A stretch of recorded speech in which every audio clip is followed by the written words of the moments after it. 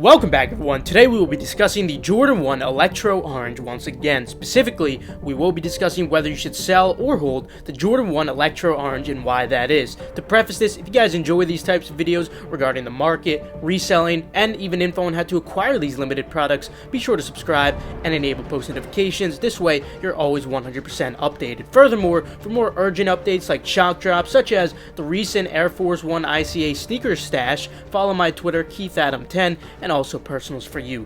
For those who don't know, the Jordan 1 Electro Orange releases on July 17th. Tomorrow, retail will be $170 for men's sizes and $130 for grade school. And although we'll just be focusing on men's sizes in today's video, you can expect the grade school pairs to react proportionally, although I do expect the grade school sizes to have a slightly better margin, just nothing too significant. In order to determine if the Jordan 1 Electro Orange will be a fruitful hold, we will cover an estimated range of what the sneaker will settle at after the drop, and also when shipments come in, essentially the pairs going into circulation, whether they're expected to increase post-drop or even hypothetically decrease, along with how much specifically over specific periods of time, and finally, what type of margin are we looking at for these in terms of holding? Not the retail to resell initial margin, but rather just the hold margin over X period of time. Basically, are these actually going to be worth your time or not? Kicking it off, let us discuss the estimated range that these should be settling at. To begin with, stock for all sizes combined worldwide is over 100,000 pairs. This is about 15,000 more pairs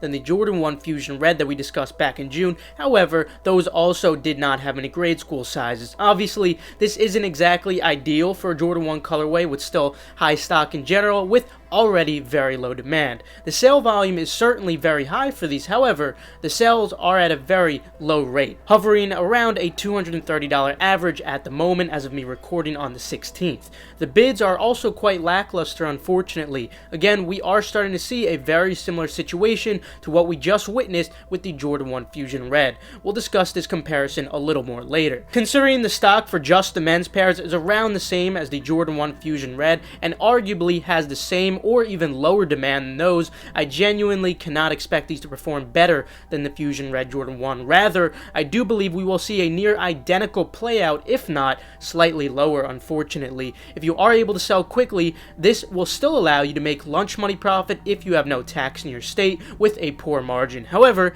if you do have tax in your state, you'll likely need to sell locally in order to make a profit and avoid those fees, and even still expect a poor margin. Overall, this is definitely not the ideal cop for most people, but if you're okay with a very poor margin for just lunch money, perhaps you may have a lot of capital in your situation, then this may be an easy way for you to make some profit. But for most people, this definitely is not ideal. Now, regarding a specific range, prices have already seen the vast majority of their decrease following the early access pairs going into circulation, which was about 8,000 pairs for the men and 2,000 for grade school, along with general early pairs as well. We may see an additional 2% or so decrease following the Flex app reservations going out sometime tonight. 2% has been the average decrease following the Flex app reservations. This leaves the current average at $229 and the pre-drop average following the Flex app reservations at about $224 for sizes 7.5 to 14. It is those more rare sizes that is really keeping this average up, while most of the sizes 8 to 12 should be lower than that $224 after the Flex app reservations do go out. We normally see a notable change post-US drop. This is when we normally experience what I like to refer to as the impulsivity effect. You guys should know what I'm referring to by now, as we discuss it very frequently. Regarding the impulsivity effect, if you haven't watched my seller hold videos before, sneaker drops specifically impact human impulsiveness significantly after an individual fails to acquire that desired product due to insufficient supply and too much demand. Therefore, on average, we normally see about a 10% increase of the pre-drop prices post-drop. That 10% isn't always the case though, such as when a sneaker is already slightly overvalued or if the demand is just way too low in general. A recent example of this was for the Jordan 1 Core Purple release, which we did not see the impulsivity effect at all as expected, and now we are also starting to see why I mentioned to dump these as soon as possible and rated them a 2.5 out of 10 hold, which is one of the worst I've ever given. Another example, which we mentioned earlier, was the Jordan 1 Fusion Red, which also did not see a positive impulsivity effect, but was not as bad as the metallic Core Purple. As I stated before, I'm really expecting these to perform very similar to those Jordan 1 Fusion Reds, if not potentially slightly worse. This means with a pre-drop average of about $224, I cannot see a positive impulsivity effect taking place, unfortunately.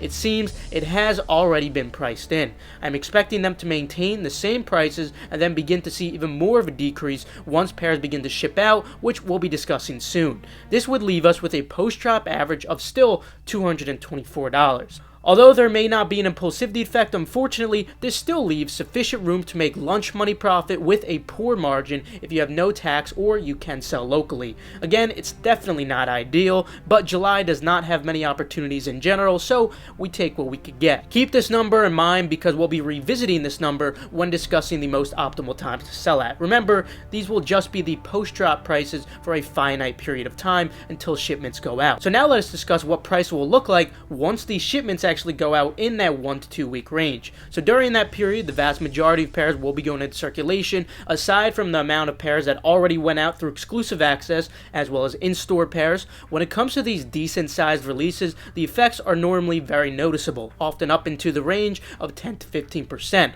Unfortunately, I am expecting these to decrease by that upper range of 15% and potentially even slightly higher. This would leave prices at about $190 on average after about 2 weeks of shipments going out. This is about $10 less than what the Fusion Reds were at this point in time. In fact, those Fusion Reds even continued to decrease a few dollars more, so we may even see the same fate for these, unfortunately. But now that those average price ranges at those points in time are evident, let us discuss whether they're expected to increase from that post-shipment price or even hypothetically decrease. With the current state of the prices, where I believe they'll end up after shipments, the total stock, and the current demand all combined, this release very closely resembles the Jordan 1 Fusion Red release, which I just mentioned a few minutes ago. In the short term, I do expect these to continue to decrease until they reach a trough where they will begin to plateau, potentially in that 185 range after about a month from now. So not much more of a decrease, and that's primarily because they're already so low. They don't have much room to go much lower, of course.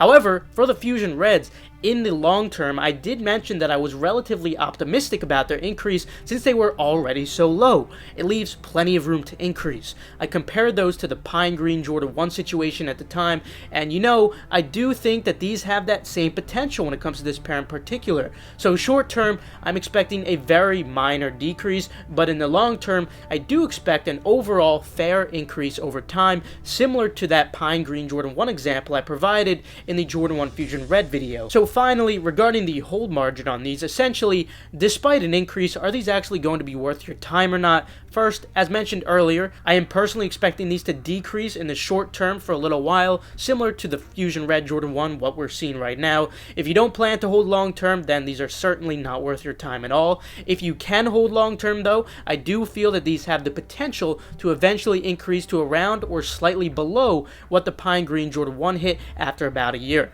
This could potentially leave prices at about $300 on average. From the post-drop average that you could have gotten being $224, this is about a $70 increase per pair. Now on the surface, this looks pretty good, but in reality, this is only about a 34% ROI over the course of about a year. While this is not terrible, it certainly is not ideal for a typical sneaker hold that we do discuss. We normally label 50% ROI as average, a 5 out of 10 hold. Therefore, I decided to rate this a 3.5 out of 10 hold, essentially below average, unfortunately, but still not as bad as the Jordan 1 Metallic Cork Purples. Those were awful. I do feel that these have slightly less potential than the Fusion Reds, unfortunately. Hence, I am planning to quick sell all of my pairs for lunch money with a poor margin. There are other pairs I would much rather hold in my inventory rather than these. Simply too many fish in the sea. Also, just a note in general for anyone considering holding any items who have low capital, you should never hold anything in general if you do not have sufficient capital to go for as many drops as possible at your full potential without holding back. If you need money to go for all drops, try to sell as soon as possible. Let me know what you guys are doing with your pairs in the comments down below. Since this is a discussion, at the end of the day, I can't predict the future. That's just my personal analysis based on the data that I've personally acknowledged. We have a lot of brilliant minds watching this video right now, so I implore you to please leave your notions in the comment section down below. Or perhaps, are you even planning to sit this drop out, or maybe cancel your orders? But anyway, that'll conclude it for today. Feel free to leave a like if you enjoyed, or perhaps if you learned a thing or two, subscribe and enable post notifications. This way you stay 100% updated on all hyped releases. Also, feel free to check out the links in the description below for reliable, fast residential proxies and pre-verified Nike sneakers or Adidas accounts. Also, feel free to follow Endurance's Twitter for updates on restocks or key giveaways, and the same goes for Gargantua if you want to keep up with the progress for free beta key drops. Last but not least, make sure to follow KeithAdam10 and Personals for You so you guys stay updated on all urgent info like I was discussing today. With that though, I will see you guys later. Have a fantastic rest of your day.